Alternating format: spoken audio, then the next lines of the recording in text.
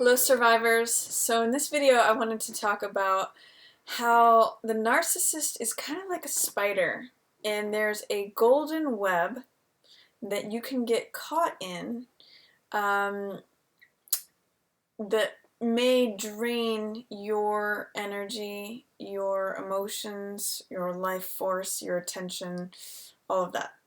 And I call this, it's not something that I created, but it's the golden web of the narcissist, and it really is equivalent to narcissistic space. So what happens, this is kind of an old image, but I think it's from like Brer Rabbit or Brer, it's kind of like old time stories, so it's got some racist crap in it, but the image of the tar baby is also a good one, I think, because when you touch it, you get stuck, and you can't, like Brer Rabbit and I forget if it was like Winnie the Pooh or whoever the characters were getting stuck by even touching this thing, and it's kind of like just like a spider web, where the narcissist is sort of like this golden spider that looks just glittering and wonderful, and kind of puts out this like honeyed, come join my golden world. Come be a part of this amazing thing.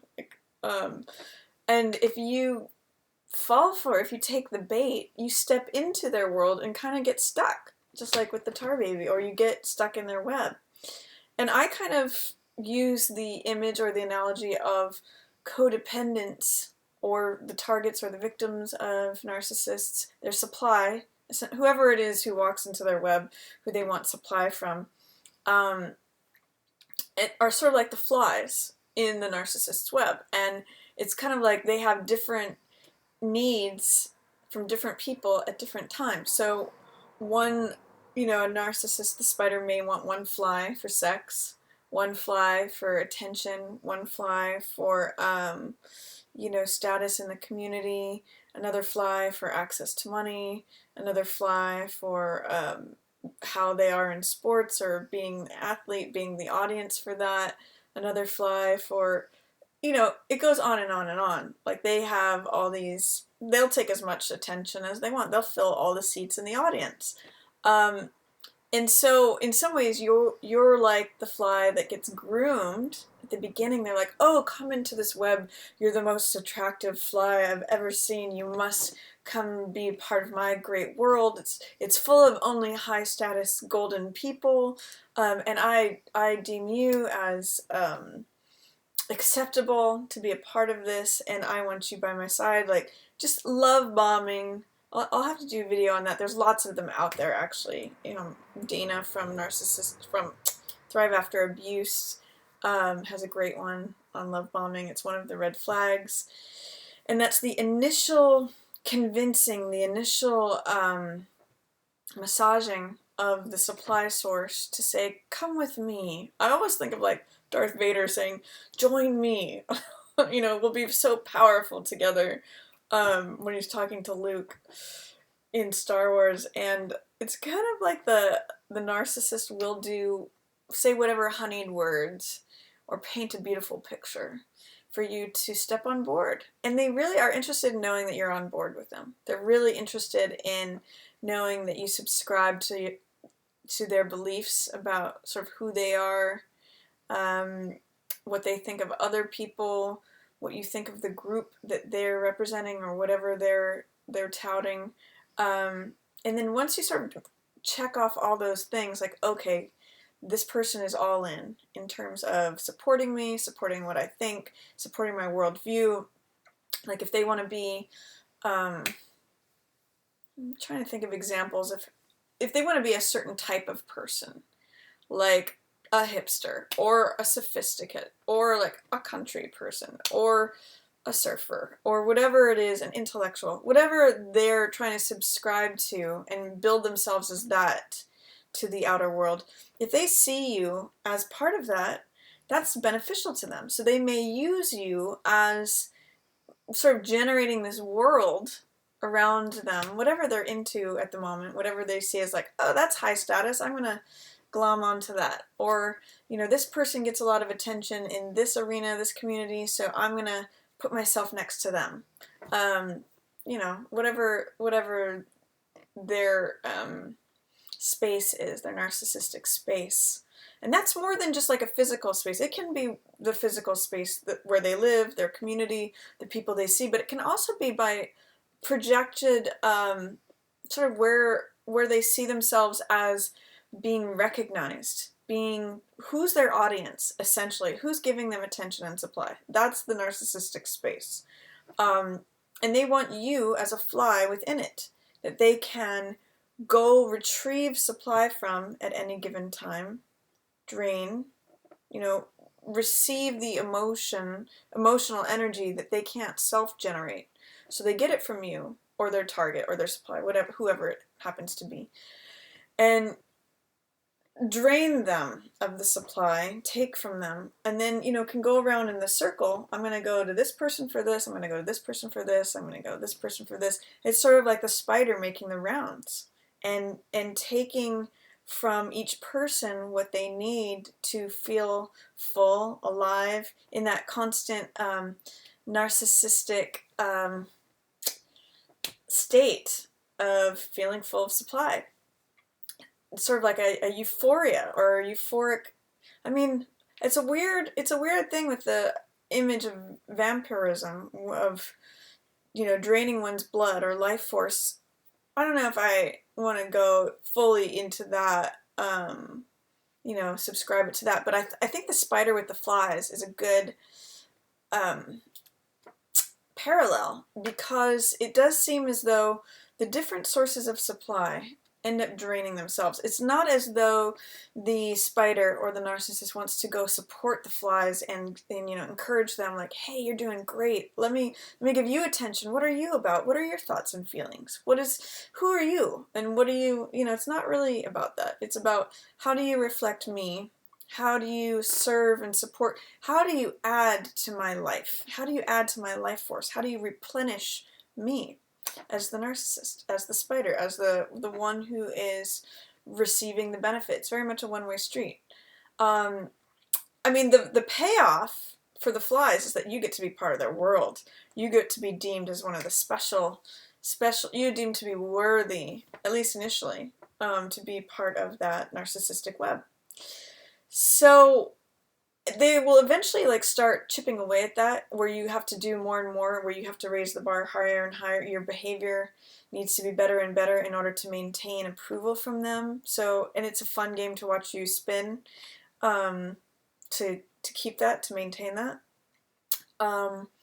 So that's kind of how a narcissist is like a spider.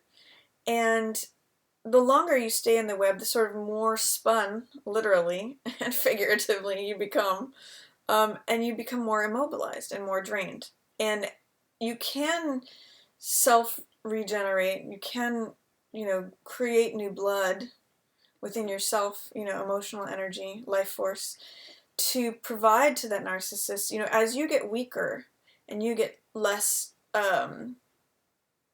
you become less of a reliable source of supply. You know, once they know you're in their web too, they may make you be a secondary source while they go out and look for a primary source, which is sort of like their flavor of the month, who they're excited about, who's golden right now, the person that they're love bombing, getting that good supply off of. And then if they seem to wane, they'll go back to one of the other flies in the web, you know, secondary source or other source, so that they can see if they've regenerated enough to give them more supply.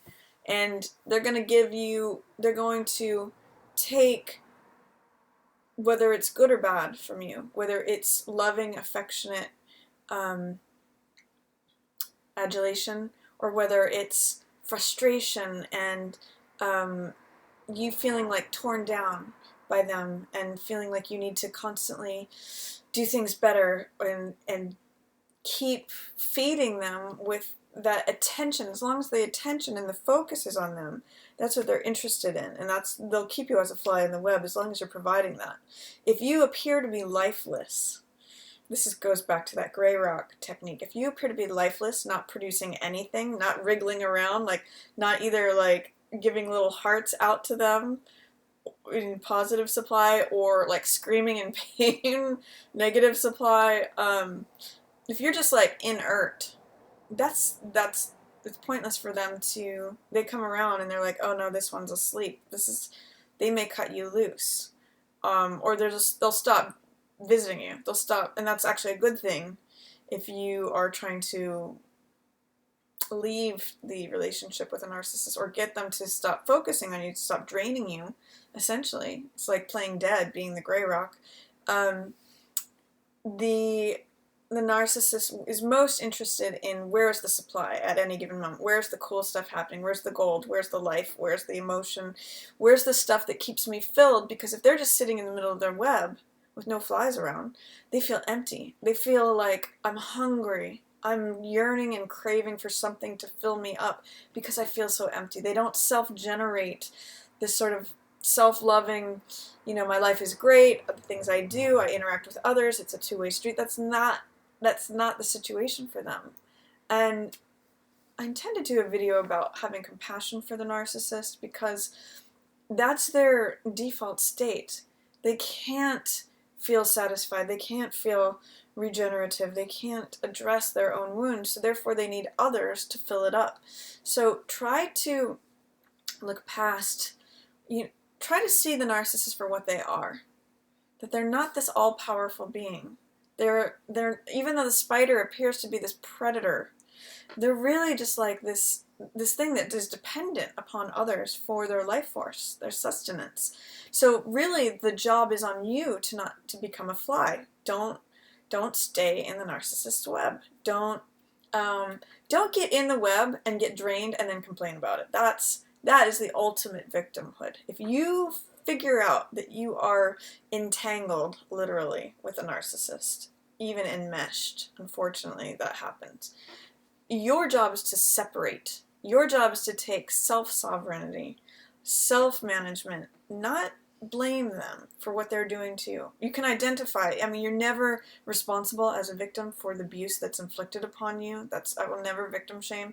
But if you identify that that's what's happening, you need to recognize your own power of your own choice and manage your own self. And, it's difficult for a fly who's entangled in a narcissist's web, in a spider's web, to get out. You need to start getting a plan and getting your strength back. It's hard when you're weak and drained, but you can do it. And the trick and the key is to not keep giving over to the narcissist. Don't go over to the spider for them to drain you. Stay with yourself. Self-generate. Grab onto your own power. Stay with yourself, and eventually you may get enough power to wriggle out of that web, cut yourself free. You actually do have that power and strength. It feels difficult to identify that when you are in the midst of the spider's web, and actually that you've started to get used to them coming over and draining. It almost feels like this seductive, intimate, thing, like when you're giving me attention, even though it's draining me, I want that, I crave that. Everybody wants to be the spider's favorite. Kind of messed up, but it's almost like this brainwashing thing that goes on. So if you find yourself in that position, gather your own strength, collect yourself, stay with yourself. Don't worry about what the spider's doing. Don't worry about all the other flies that they're draining. Don't worry. Don't take your focus off them, put it on you, and remove yourself from that web, and don't go back.